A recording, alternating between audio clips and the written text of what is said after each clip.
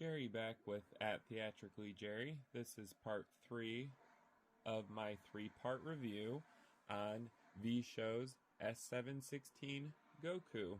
So part 3, I'm going to go over my final thoughts on this light fixture and whether it's worth the asking price for it. So right now, V-Show is asking $450 for this 200 watt 3-in-1 moving head light fixture. So it's not too expensive, but it's also not a budget friendly light fixture. It's in the middle. Do I think it's worth $450? With all of the features it has built into it, like the zoom and the frost filter, as well as the glass gobos, I do think it is worth $450. The magnetic coating Psi motors are awesome on this light fixture, as you can see.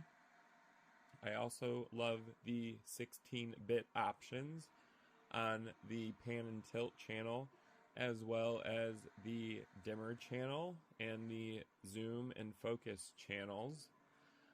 One thing that I love about V-Show's light fixtures, like I have stated, is the ability to select your dimming curve for your dimmer. I have mine set to linear, which is the default, but you can choose other ones. If you haven't already, check out part 2, where I go over all of the features that are built into this light fixture.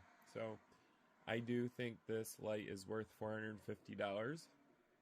There is a couple of things that I have found that I did not like about this light fixture.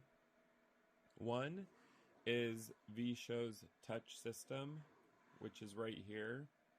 The touch buttons are not very responsive, and a lot of the time I find it's because the screws are too tight on the front of this, and it's not allowing the springs that are behind this glass pane right here to work properly. So they do have this touch system on a lot of their light fixtures, and I just don't think it's really necessary. I would have loved to have seen a touch screen system or physical buttons, because the touch buttons here are not very responsive, like I said. But you're not going to be doing a whole lot of control through these touch buttons. You would be using your DMX console or controller, so it's not a break for me. I just would have loved to have seen some physical buttons or a full-on touchscreen.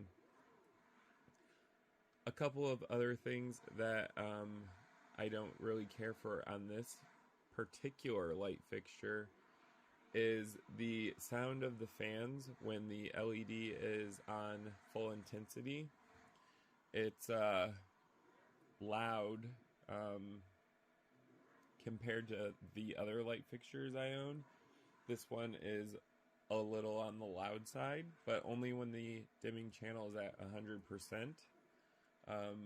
When it's at a lower value, the fans either don't turn on at all, or they run at a much slower speed, because there is a variable built-in fan, so it varies depending on the temperature of the LEDs. So the fan, if you do get one of these, is audible, but only from like 5 feet away. If you're about 10 feet away, you're not really going to hear it. So my final thought on this light fixture is, if you're interested in getting a mid-range 3-in-1 moving head light fixture, I do recommend the S716 Goku by V-Show. They do have an entire line of light fixtures, ranging from their low-end 80 watt, 100 watt LEDs, and then they go up to 200, 300 watt. They also have a 450 watt, which, if you haven't seen already, that is their S712 Kuan, which I've done a review on. So if you want to check that out, that's their 450 watt 3-in-1. That's the step up from the Goku.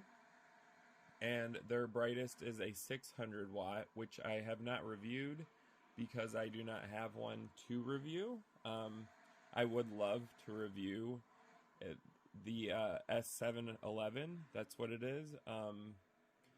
The S711 Buddha from V-Show is their 600 watt, and that is a 4-in-1 beam, spot, wash, and frame. So I have not gotten a hold of that light fixture. I would love to review that one, but I do have this one, and like I said, I also own the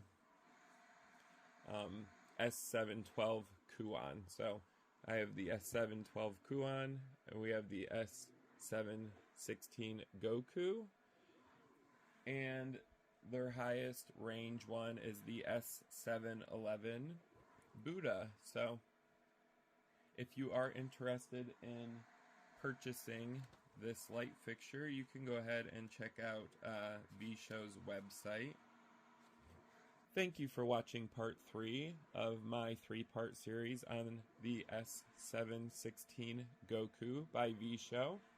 If this video interested you, go ahead and give it a thumbs up. You can also leave a comment down below or a question. I do respond to them as quick as possible. You can also subscribe to my channel at Theatrically Jerry. I do review a lot of light fixtures as well as atmospherics, DJ lighting, stage lighting, equipment, DMX 512, ArtNet controllers, anything like that. So if that stuff interests you, go ahead and subscribe to my channel. Thank you guys for watching.